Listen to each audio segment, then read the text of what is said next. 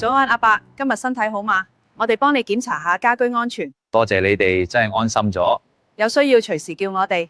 點滴守護，溫情如戀。前2日老人家嘈住話要去住養老社區，屋企人實在冇計，就送咗佢哋過去。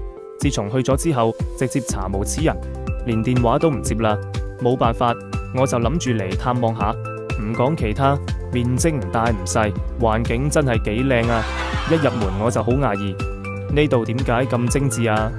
廣東呢2日降溫，打咁冷風，但呢個地方反而好溫陽。終於揾到個地方，老人家睇落真係樂不思蜀，睇得出佢真係開心。就快到食飯時間啦，我諗住喺度求其食啲吧。養老社區有咩好食啊？我又震驚咗，呢度係5星級酒店咩？菜式真係好豐富，邊度人話每日都換唔同嘅花樣食，聽講都係營養師設計嘅菜單，比屋企食得好好多，真係唔錯。我都食咗唔少。老人家啱啱食完就急住走，話下就約咗人打牌。平日我肯定係叫唔到咁多老人家，打完牌仲約人打桌球、打乒乓波，條件咁好我都想住進來啦。住嘅地方都幾好，有4至5星級酒店嘅設備，有人幫你打掃，仲有人幫你洗衫。房間都係為老人家設計嘅，到處都有緊急裝置。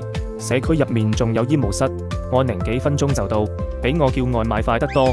得啦，安心啦，時代係變咗，老人家嘅觀念都變咗，真係唔錯，下次仲會嚟。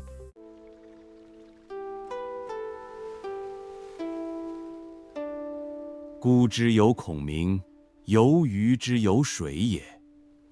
哼。